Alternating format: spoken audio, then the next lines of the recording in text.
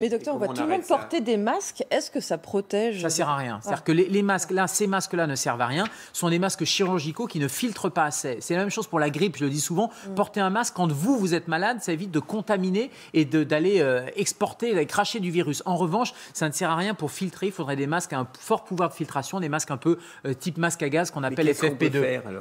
Quels sont les symptômes déjà? Les symptômes, déjà, c'est une pneumonie. C'est une pneumonie virale. Donc, c'est des difficultés respiratoires. C'est un syndrome viral de la fièvre qui est parfois importante. Et ça, c'est important pour les mesures de contrôle parce que la fièvre, ça va permettre de la détecter. Et d'ailleurs, Pékin a mis en place pour tous les avions qui viennent de Wuhan des mesures de filtration, des systèmes de caméras thermiques qui sont censés détecter. Alors, c'est ça les caméras thermiques, c'est-à-dire quand vous passez dans le flux il y a le contrôle de la douane et ils voient effectivement si la température est augmentée. Oui. Sauf qu'il y a beaucoup d'études qui depuis 2002-2003 montraient que c'était pas très fiable et que c'était pas discriminant entre les gens qui avaient le SRAS ou pas le SRAS. Mais enfin, c'est un premier élément de filtrage. Deuxième élément de filtrage, ça va être, si vraiment ça prend de l'ampleur à Wuhan, de couper les liaisons aéroportuaires et d'empêcher les gens de voyager, puisque le seul moyen, c'est de mettre les gens en quarantaine.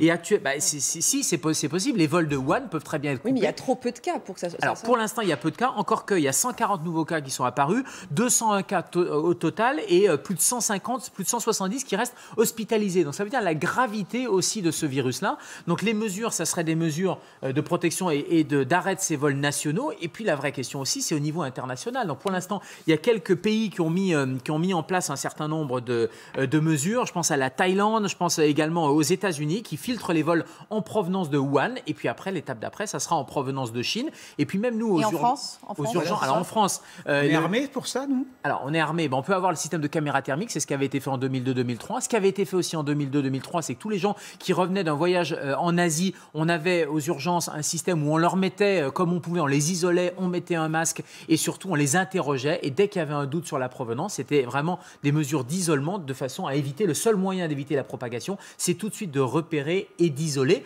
Mais ça reste des moyens qui sont des moyens relativement faibles. On est d'accord qu'on